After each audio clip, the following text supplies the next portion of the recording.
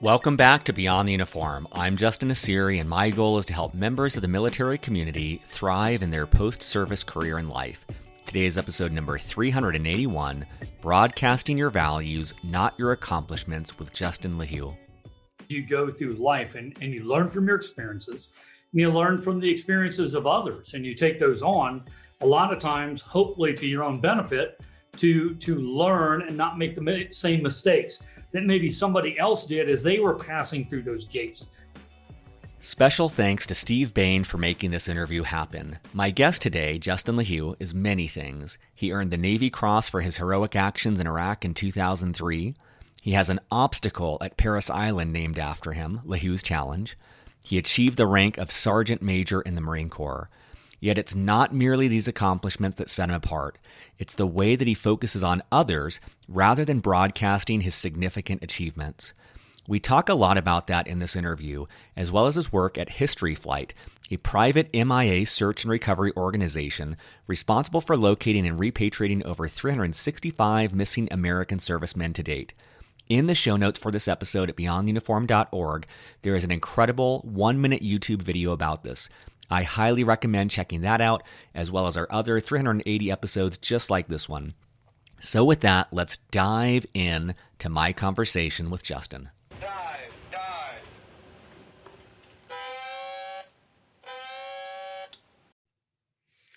Well, joining me in Fredericksburg, Virginia, my guest is Justin LeHew. Justin, it's such an honor to have you here. Thank you for joining me and the Beyond the Uniform audience. Well, it's my pleasure and honor to another Justin to be interviewed by a Justin that is on there. There's so few of us that are out there, but it really is my pleasure today, Justin. I said in our initial volley of emails, I hate being the lesser Justin on my own show, but for listeners, I'm going to mix it up a little bit. Normally, I give a pretty long bio about guests, and I do want to give a little bit of context for Justin, but the first question will kind of go into this. So Justin is the Chief Operating Officer at History Flight, the world's most successful private MIA search and recover organization, which is responsible for locating and repatriating over 365 missing American servicemen to date. Justin has his own Wikipedia page, which is rare, and so I wanted to give you a few highlights. He served in the Marine Corps for over 25 years, achieving the rank of Sergeant Major. Parris Island has an obstacle named in his honor. It's the LeHew's Challenge. It's an 8-foot-high suspended log supported by 2 pedestals that is part of the famed 54-hour Crucible event, which culminates the basic training of every U.S. Marine. And he was awarded the Navy Cross for his heroic actions in Iraq in March of 2003. Most notably, none of that information you're going to find on his LinkedIn page. And I'm guessing that none of this would come up if you were grabbing a drink at a bar with Justin. And so we traded a few emails about this, but I wanted to start off our conversation here in this era where self-promotion is at this all-time high, and where you seem to be an example of someone who's not fixated on broadcasting your merits. And you're not touting these unbelievable achievements that you've accomplished. So I'm just kind of curious, what advice you have for listeners about that, or why you don't lead with these incredible accomplishments. Justin, that's a great question, because I have just, I found that one of the blueprints to life was, even at such a young age, we have a building block approach to life, and you pass through a lot of certain gates as you go through life, and you learn from your experiences, and you learn from the experiences of others, and you take those on, a lot of times, hopefully to your own benefit, to learn and not make the same mistakes that maybe somebody else did as they were passing through those gates in their life. And a lot of the people that I had just saw from my youth, whether it was my own parents, whether it was every other neighbor that was part of the greatest generation. One neighbor's in the Army, the other one's in the Navy, he's a submarine commander, the other guy across the street had done something that was there. And they may have only done 4 years between 1941 and 45, or they may have been part of a unit that was in Korea in 1951, or some of the even younger ones who may have been my Little League coaches or a few other ones that had served in the rice paddies in Vietnam. I had just found out these were not the things that they led with. These were the things that you found out years down the road after you knew these people and you thought you knew who they were. And then a lot of times, unfortunately, life had taken its toll, and they had already been under a headstone in a cemetery out in the side of town before you truly realize, after you got in the military and you were exposed to stories. And when you're going through the military, you were exposed to, hey, wait a minute. A lot of those things that I recall being 5, 10, 15, 20 years old now, then I'm a corporal, I'm a sergeant, I'm a staff sergeant, they're kind of making more sense to me in the way that these individuals lived their lives. And it then led me to go back in time to question survivors, to say, what really was Mr. Holmes, who had the house on the corner that spent all the time in his wood shop on the back? And you found out Mr. Holmes was a submarine commander with 20 successful combat tours in this. But to me, Mr. Holmes was just a really good human being who let me play in his wood shop or taught me how to do things. And I think I picked a lot of that up along the way, Justin, even when I went through the Marine Corps, to say that I found that a lot of the people who I garnered the most life experiences from were not the people who were telling you all about themselves up front. It was they wanted to know about you. And then after they knew about you, they were constantly asking questions and probing you on, what are you doing with your life? How can you do this? And I really looked back on that and said, in their own way, even when they knew they probably was not going to be there, after I grew up, it was them doing their obligation to say, during my time when I have an interaction with young Justin, or I have something here, I'm going to lay down the process of knowledge that he may not grasp now, but I see where he's going. And eventually in his life, my conversation and where he's going may intersect to help him out long after my impact on this earth is actually here.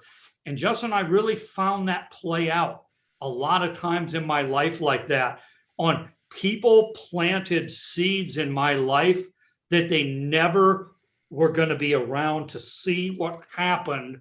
But I guarantee you, when they walked away from those conversations, they felt better about it.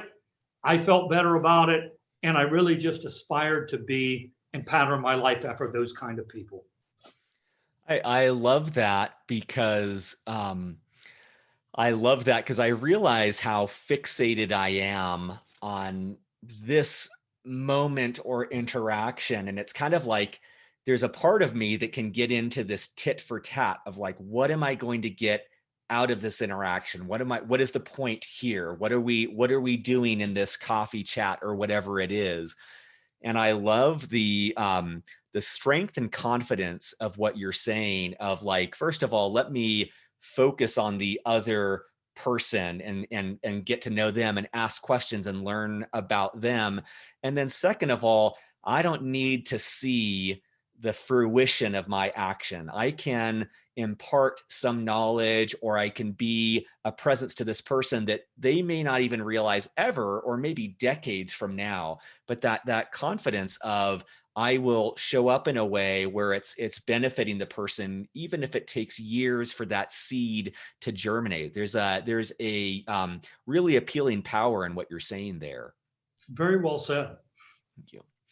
And I also like, one thing that came through when we were trading emails is the confidence as well. I'll use the same word, but it's this, I get this sense that it's like, let my actions and my work ethic and the way that I show up in my job, let that speak to who I am, rather than having to point back in time about what I've accomplished. It's more of like, I just got this sense of like this hunger of like always proving yourself and always like not coasting on your laurels, but allowing your work ethic and determination and all the things that make you, let that speak for yourself rather than literally in your case a medal or an accomplishment or a title or all of these things. And I wondered if you could speak a little bit more about that.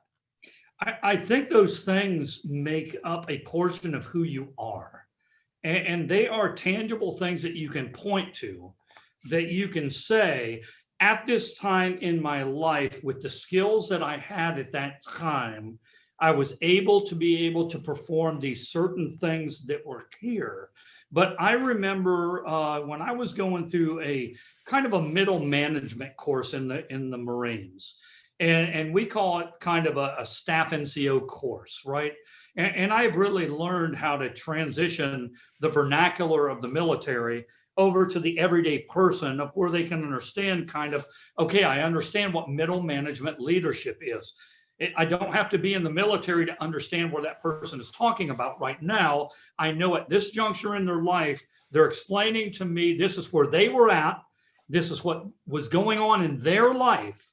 And they may be decades beyond that by now, but they're trying to tell me what was the methodology and their thought process at that time, vice armchair quarterbacking it 20 years later to really paint it with a very nice broad brush or anything else, to say that at that time, here's what the temperature was like. Here's what my life was like at that time. Here's what my personal life was like. And you have to be able to open that up to expose that, even the ugly side of maybe one's personal life, to help out somebody to say, you are at that juncture in your life now. What I'm going to teach you now is not going to benefit you about what I learned 20 years later after that.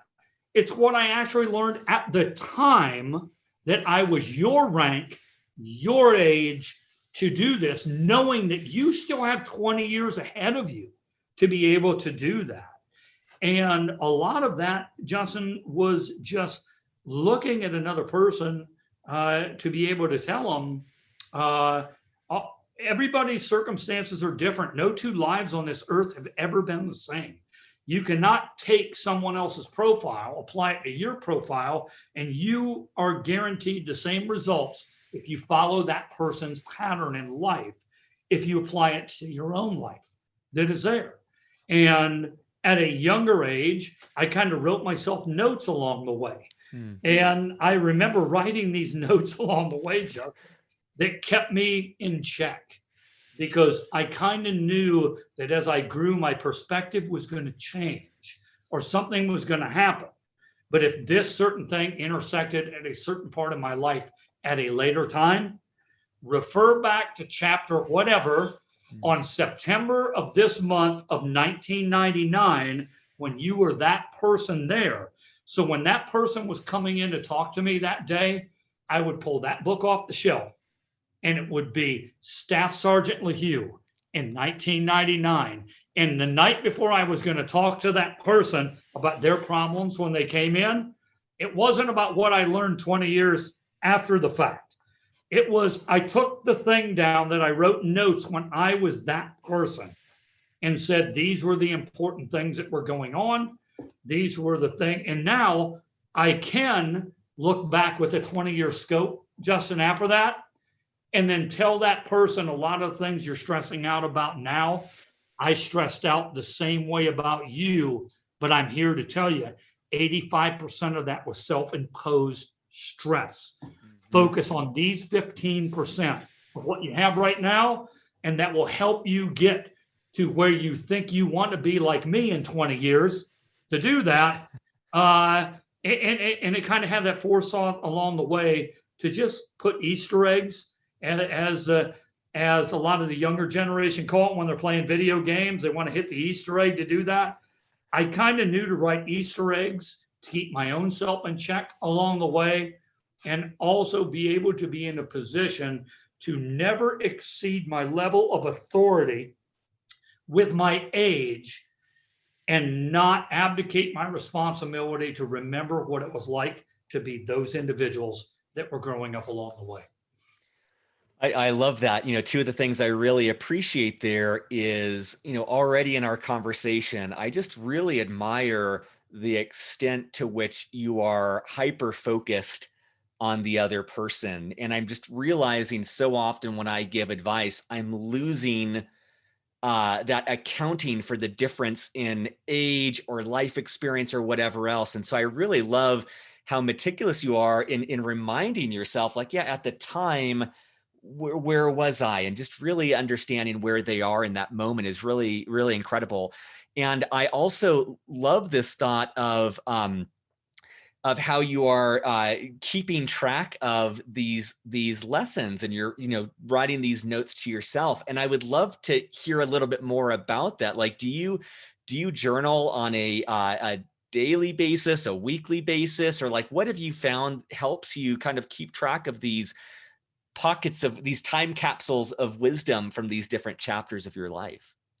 Justin, that's a great question. And I really do think I can track it back to this. I lost my father when I was about 13 years old, and my mother raised me until she passed away in the mid 90s. I was a sergeant in the Marine Corps, and she had passed from cancer. Both my sisters, who were all older, had succumbed from cancer. My father did.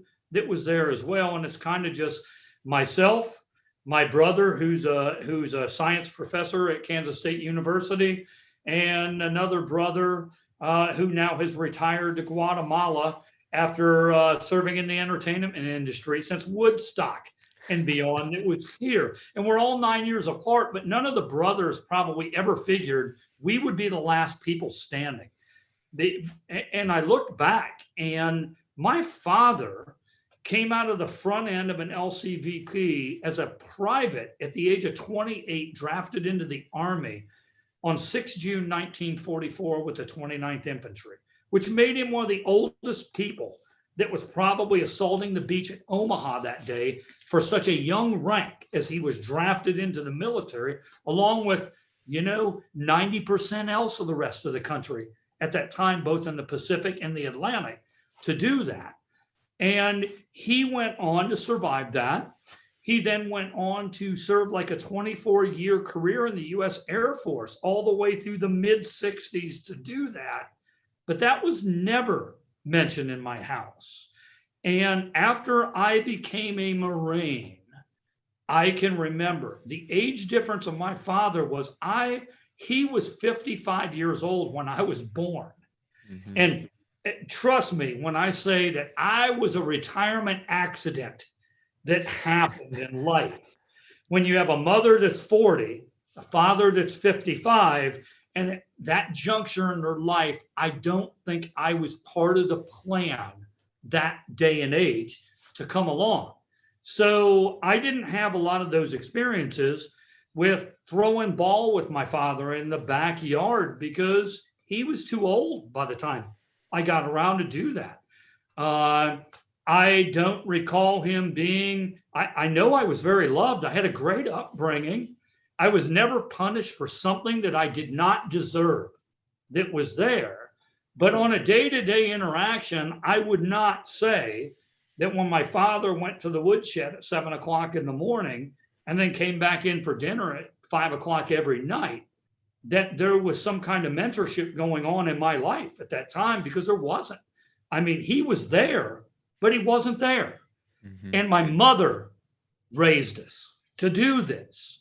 But there was always that thing where you knew you were loved. It was just a different generation. And he was the one you patterned your work ethic after. He was the one that gave you these little tidbits in life along the way that I'm playing Little League Baseball, but mom's in the stands. My dad's not there. And then you're sitting there as a kid going, is my dad not proud of me? It's the baseball field's in the back of our yard. Why doesn't he come down there? And your mother is there to say, because your father used to be a really great baseball player and he can't be near the game to watch it. If he can't play it, he doesn't want to be around it, but he's very proud that you're doing it. Mm. And at that age, at the age of 10, I didn't understand what that meant, but I knew that my mother was in the stands and she's cheering me and she's doing that. And then every time I'd come back from the game or whatever, my dad would ask, so how'd the boy do that was here? And later on in life, I applied it in my own principles.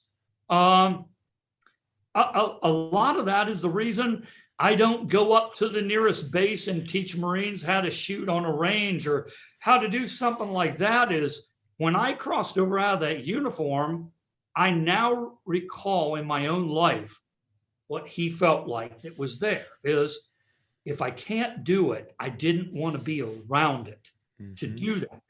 However, I wanted to be there to help people who were going through it, to be able to do that. And in that manner, you kind of help along the way to do this. But as it gets to the question we were talking about, it is, I never had any direction from my father. By the time that I went in the Marines, he was long gone. But he served an entire career in the U.S. military that I could not tap into those learning lessons.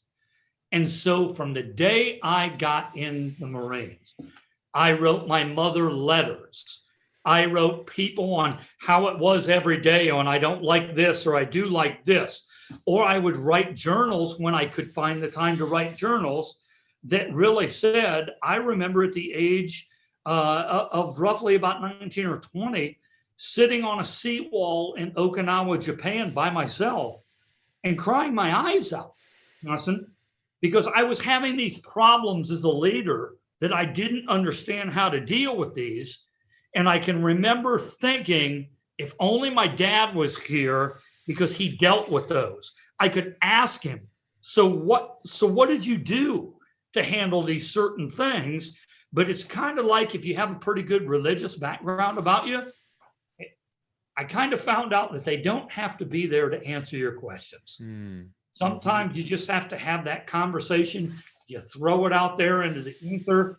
And a lot of times you were made to answer those questions yourself along that path.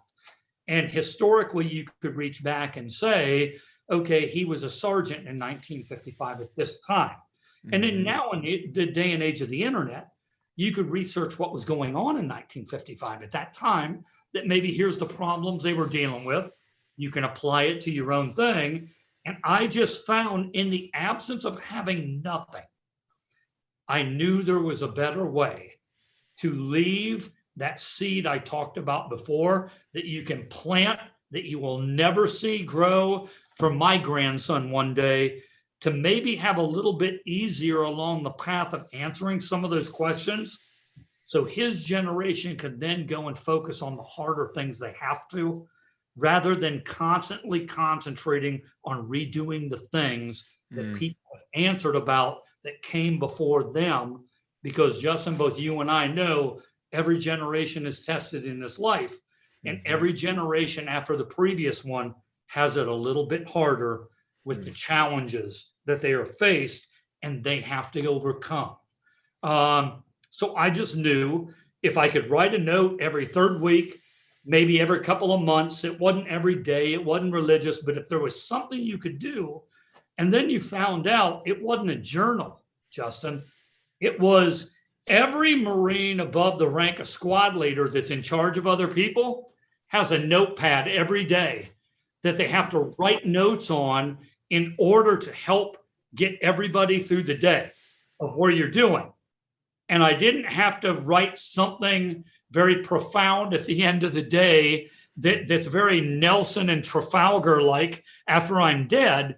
I found out that all the notes that I took along the way, when you interpreted those every day on what was going on that day, what was the basic work ethic that day, who had to go to dental, who had to do this, who had to do whatever, who just had a baby, and you wrote a little paragraph letter that welcomed that person's baby into the Marine Corps family.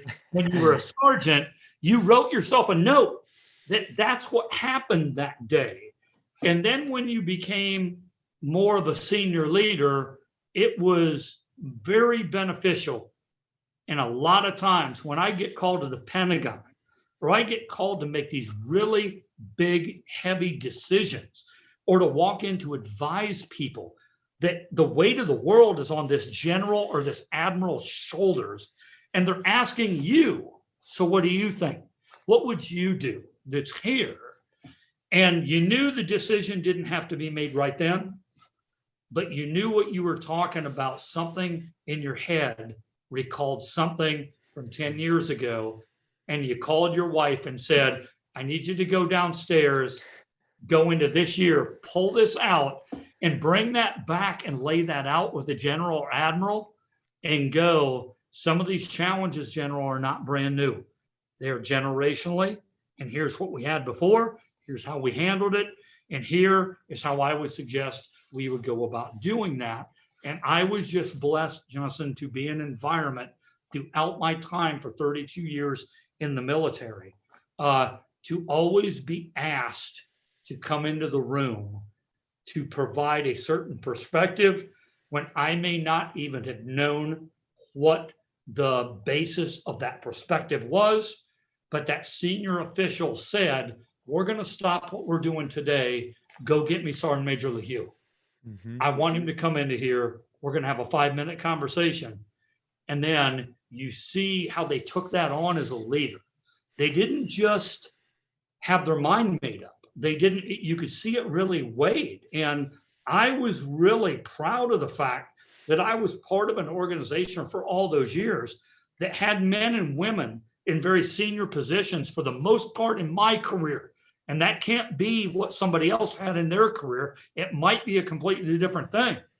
But along the way, I was very proud of the fact that the injections that I had had, or I was asked to come in at certain periods of time when it didn't make sense to me why I'm in that room or anything else. And then you have a conversation for 3 to 5 minutes. And then 2 weeks later, you see it play out on the national news. It wasn't about going back out on Facebook and beat your chest to tell somebody, I'm the one that told that person how to go ahead and do that. It was sitting back with my family and everybody else, watching the news come out and going, man, that's pretty cool. What that person did was listen to what was there that day. And even when I didn't think that what I had to say was worth a grain of salt that was in there, that 2 minutes basically changed the direction of possibly the way the Marine Corps was going to be trained, equipped, and outfitted for the next 25 years. It was pretty heavy, man. I love the generosity, both to yourself of documenting these things and trusting, that you'd get that intuition of like, oh, I've seen this before, or let me go back and revisit that. So I see the way in which it benefits yourself, but also I love what you said about how each generation has it slightly harder, and the way in which you're paying it forward to future generations to give them a leg up on solving the challenges that will face them. And I want to make sure we talk about, speaking of generosity, what you're doing post-service, which is really incredible. And so we'll rewind the clock in a moment to talk about how you got here.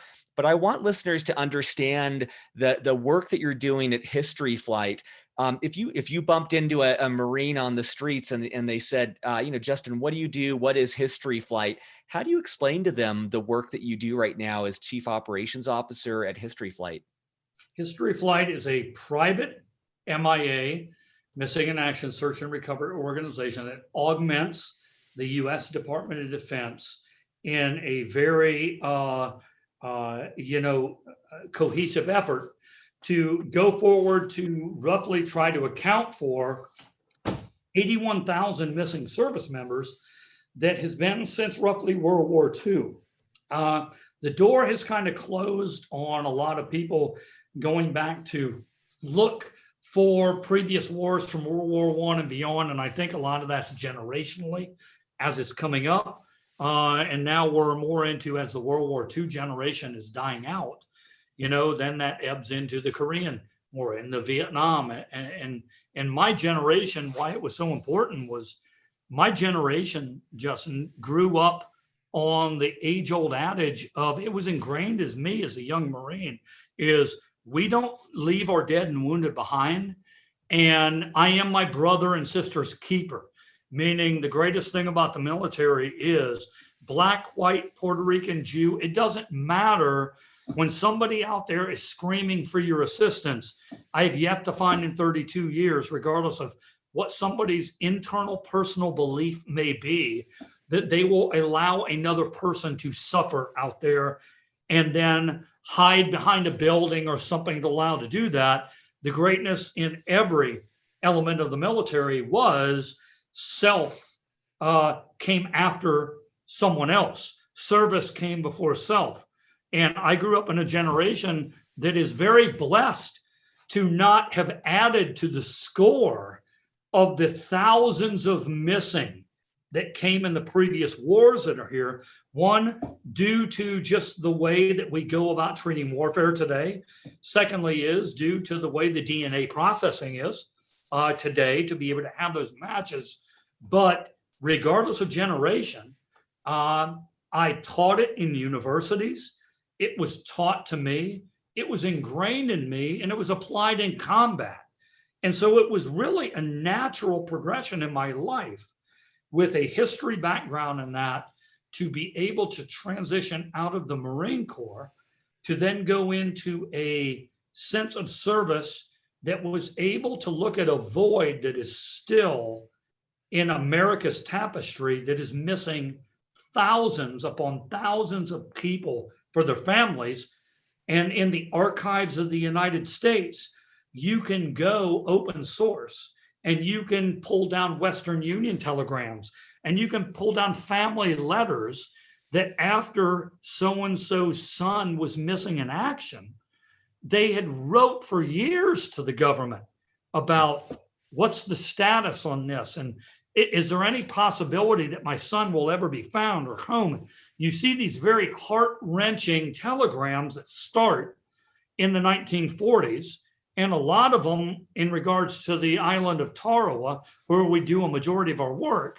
A lot of those telegrams arrived to these American families on Christmas Eve on 1943.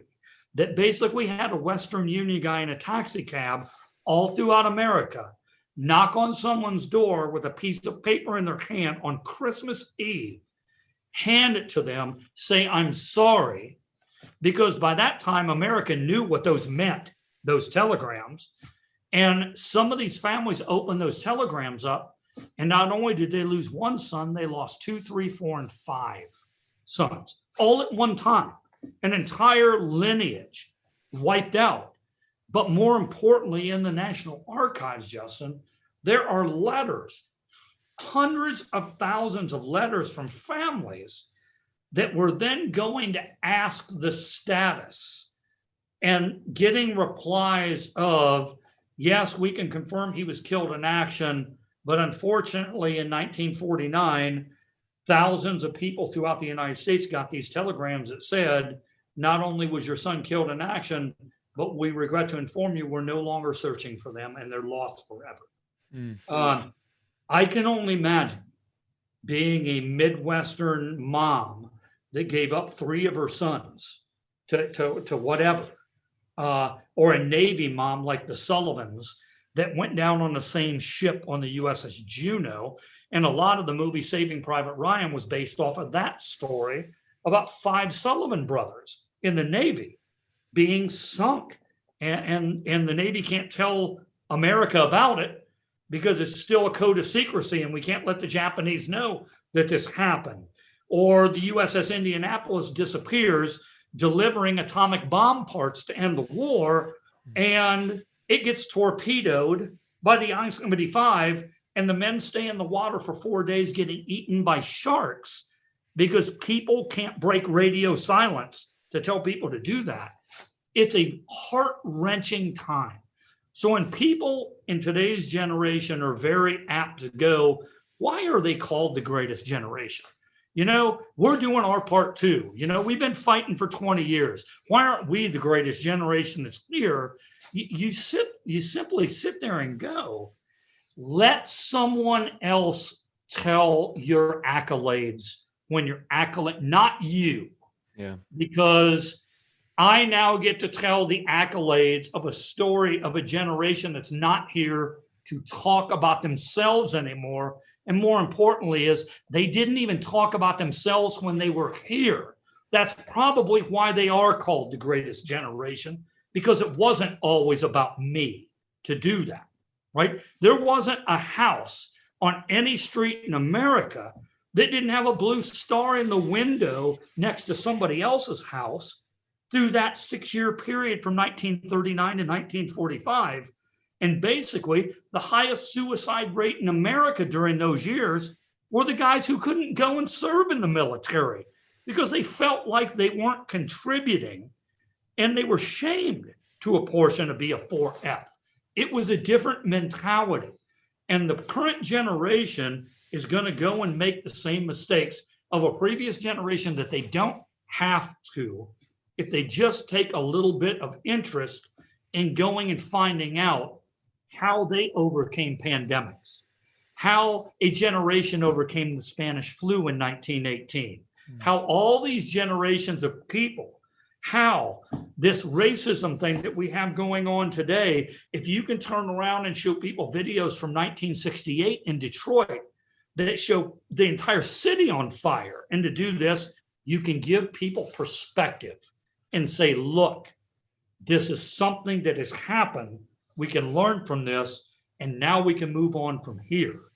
To be in this position in History Flight, it provided an opportunity to be able to continue to tell a generational story at the same time when you can watch 1,500 channels on a TV today, and you can flip every other channel and see something about a ghost chase over here to go do this, or Amelia Earhart, we may have found her, or hey, Adolf Hitler may not have died in that bunker in 1945. Let's devote 19 episodes to try to prove whether or not Adolf Hitler made it to Argentina or to do this. And you're sitting there, Justin, going, you've got to be kidding me, man. When I have 81,000 plus stories of men that have at this time given the utmost sacrifice, where each of their stories are due as much attention as any one of those stories that are being sensationalized on TV. And you know what? It doesn't matter to me. You know why?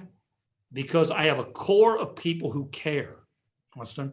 And I think that's a great metaphor in life, is to surround yourself with a core of people who are passionate about your ideas, care for the right reasons to do things, and quite frankly, be in a position that after 32 years of wearing the uniform of a U.S. Marine, be in a position to be able to take joy in the fact when the U.S. Marine Corps or Army or Air Force Casualty Branch now knocks on the door of an American family, there's tears of joy by tears of sadness after 70 plus years when that person is telling that family, we didn't give up hope. It just took us a few years, but we just found your uncle, or we just found your grandfather. And to that American family, they don't care how that happened. The end result, Justin, is it happened. And to that family, no monetary value can ever be placed on that knock on the door to say that America or somebody in America fulfilled a promise to that family that they would never forget their loved one or never leave a fallen comrade behind. And when you can show a generation today that that is important as 70 some years ago to today, that is what gives me in my heart the success that I know that long after I'm buried underneath my own headstone, the next generation is going to figure it out here too in America. And they're going to make it all work regardless of what's happening too, because that's the way they're created deep down inside. It's not what they're being fed or what they think every day, is deep down inside. Everything that we are doing today is one of the last greatest things that is still all that's right and good about America today. that you can show generations that we fulfill promises and Americans don't go back on their promises. And our servicemen and women mattered. Their lives mattered for what we have today.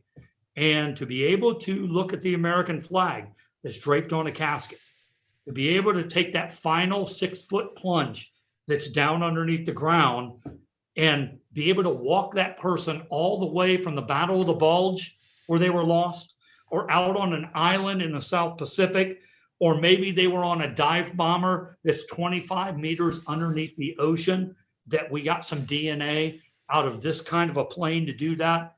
And to be able to stand there at the point of doing the investigations, doing the wherewithal to go find them, finding the resources to do that, and then finding them and knowing what you have, but you don't tell anybody. It's sanctimonious. It's like, I know I got it. That's not my job. It's the American military and the U.S. government's job to tell that family now that we have recovered this. And you turn those bones over to those individuals with the same loving care that we indoctrinated people to actually go and do that. And then you come back and you fly on those planes with those caskets. You bring them back to the lab. The lab makes those identifications. And then there is a decision made by a family on some day throughout the year, they're going to bring that boy home. And to see the goodness of America turn out on the streets of America, of high schools let out to watch their kids line the streets, to watch a casket from 1943 pass through the town in Illinois, Indiana, California. Even these places where everything today, Justin, is telling people they just don't do that anymore. Up in Oregon or in Seattle, and they're so twisted. No. When this happens, Democrats, Republicans, all that stuff goes aside, and you see the goodness of what America truly is when all of these people come together. Firefighters, first responders, police officers, all the airlines that are bringing them home, and they give the water cannons over the planes, and they do whatever, and you sit there and watch people in the terminals go, what's going on out there? And you hear them announce throughout the terminal in Charlotte that after 77 years in 1943, this individual was finally being brought home. Wow. And you just look at people from all walks of life stand up, put their hand over their heart, or go find out what happens there. And if America can truly capture the element of what that feeling of America is, we're not going to have a question over the next 245 years about whether this nation is still going to be a nation, because it will. I love that. I love I admire the purpose you found after your military service, that I know a lot of guests I've had on the show have had to kind of go through a journey to find that. And I love the power of the mission of History Flight and what you're doing. And for listeners, in the show notes at beyondtheuniform.org, I'll put a link to, it's a 1-minute video clip on YouTube of the story of a World War II Marine's remains that were found. That's very, very powerful to see the end result of everything that Justin and his team are doing behind the scenes. I know we've only got about five minutes left, and I actually want to just I want to drop all the questions and turn things to you and just say, you've got people listening who are on active duty, thinking about what they're going to do when they get out. You've got people listening who took off their uniform 3 or 4 years ago, and they're thinking about their next career move. I'm just curious, what would you like to share with them? Any final words you'd like to leave them with as they think about as they think about their post-military career and creating a new life for themselves and their family and achieving after service? Anything that you'd like to share with them? Exactly, Justin. Don't be afraid to chase your passion versus working a job. You have now, whether you did 2, 4, 20, 30 years that's in that uniform, The military is giving you, whether you believe it or not, these tangible skills that really a lot of people try to relate to their own job that they did in the military, especially, I believe, at the more earlier years. If there were people that only did 4 years and then they transition and they get out, I believe what they try to do, Justin, is they try to craft the resumes, or they try to do what they can do to highlight the job they did in the military, vice the intangibles that they were taught along the way. Because I have found out in almost 10 out of 10 times in the civilian sector, you're really almost hired on your intangibles than you were the job that you actually did. And I have an individual that's in the Veterans Administration, and he is a clinical psychologist and psychiatrist that deals with veterans all of the time. Yet I am an uncertified psychologist and clinical psychiatrist to him, who calls me all the time when he has veterans that walk in that are having problems. And their transitional problems are, for example, I'm a machine gunner in the Marine Corps. I don't have any skills that are applicable in today's society. And they went through the transition courses. They have a resume they're supposed to have, which you find out, Johnson, one of the greatest disservices that the military can provide a veteran, in my opinion, is this. A federal and a regular resume. There are two different resumes for a veteran to have according to whichever path that they're going to take. There may be a 2-page resume that somebody at Google wants to have that you want to hire on to be an IT manager because you work communications in the Air Force. It was here.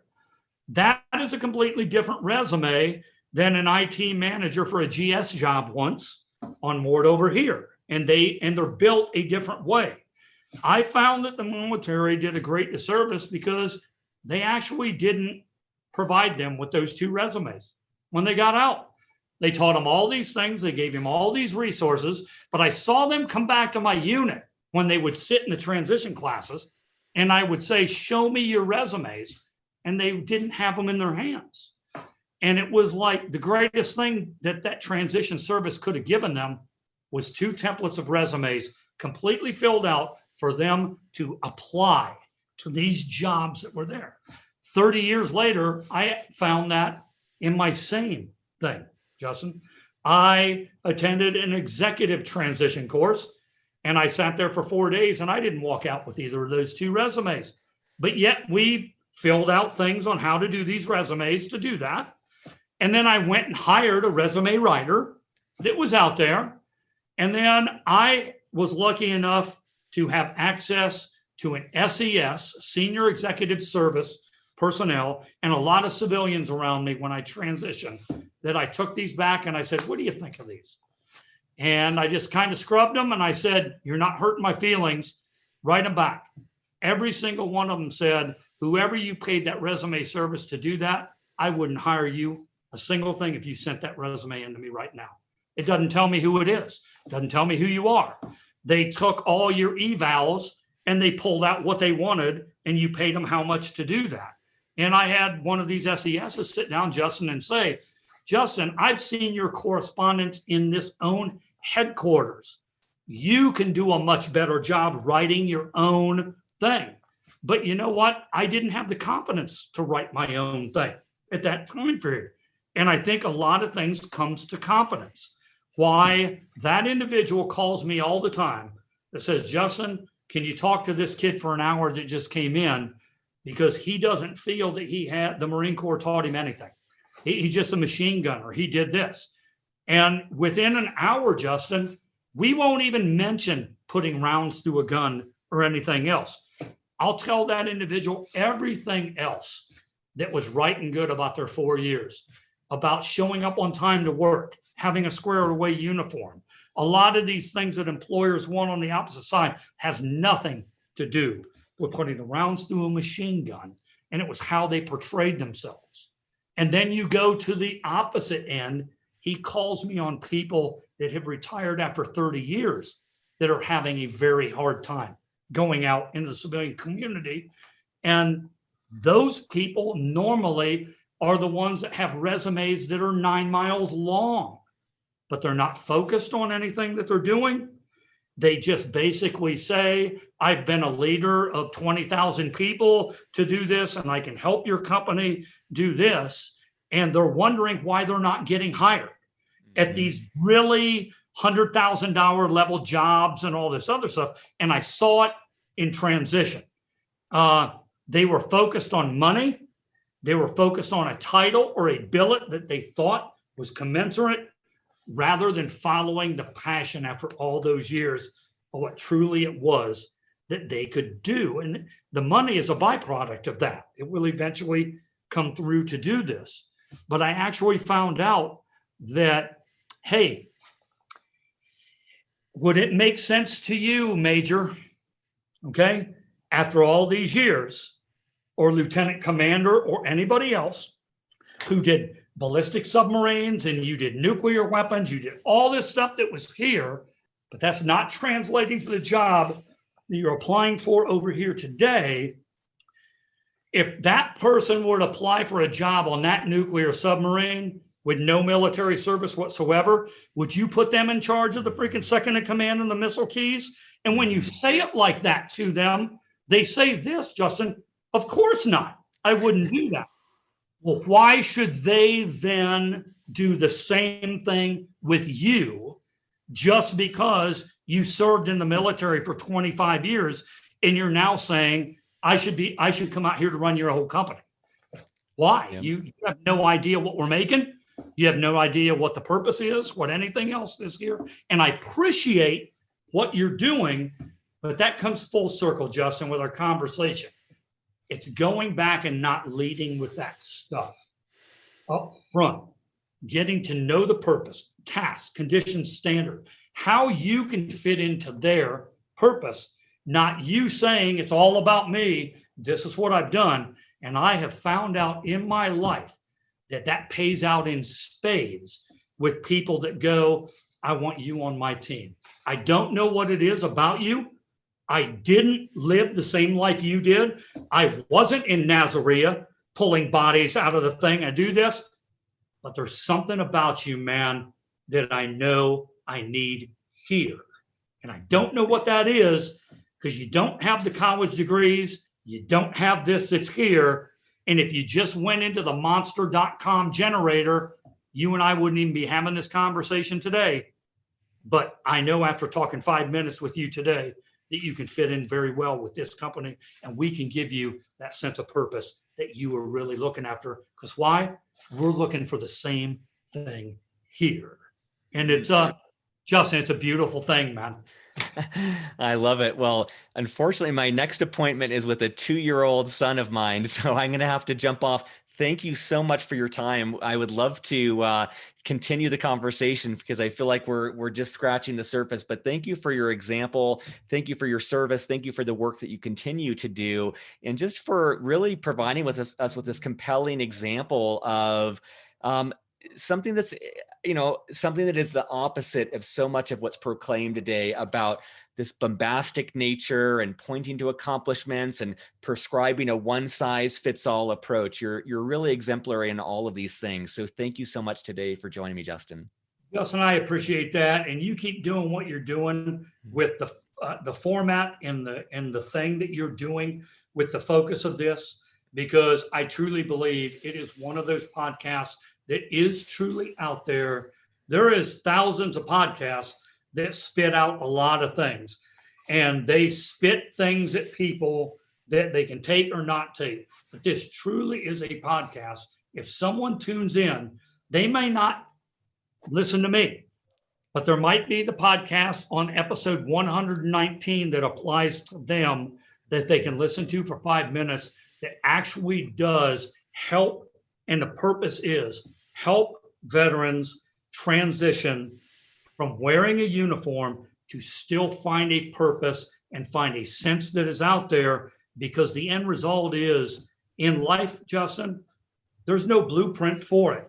And if you truly do not identify yourself in life by that uniform, but that was just a period in your entire lifeline that makes the fabric of who you are that's there, then I don't believe that we're going to crack the nut, Justin, on helping a lot of veterans transition out there to a more smooth and fluid transition. And just know there are a lot of other people like you and I and thousands of others who have made that transition already that they can reach out to with no embarrassment or anything else that says, you know what, I'm not going to charge you $2,000 for an hour's worth of advice. Just pick up the phone and I'm there to help. And I think that's really great with what you and your audience is doing. So thank you. Thank you. Surface. Beyond the Uniform is written and produced by me, Justin Nassiri, with help from our Chief of Staff, Steve Bain, and our editor, Kathleen Dillon. We are an all-volunteer organization and would greatly appreciate your help in any of the following ways. First, spread the word. Beyond the Uniform has over 330 podcast episodes and 15 on-demand webinars, all offered for free. Help us spread the word on social media, at military bases, or whatever gets this resource in front of more men and women who need it. Positive reviews on iTunes go a long way towards this as well. Second, sponsorship. Beyond the Uniform relies on sponsorship to keep us going. There is so much more we'd like to do, but we don't have nearly the resources to do so. If you know of a company that would like to advertise in any way with Beyond the Uniform, please send them to beyondtheuniform.org. Third, donations. If you're in a financial position to donate, you can find more information on the support section of beyondtheuniform.org. At our website, beyondtheuniform.org, you'll also find 330 plus episodes categorized by industry, functional role, and more. You'll find a link for live events, typically 4 per month. You'll also find both free and for purchase books that take a deeper dive on topics related to career growth. Thank you for your support as we aim to help members of the military and their families thrive in their post-military career and life.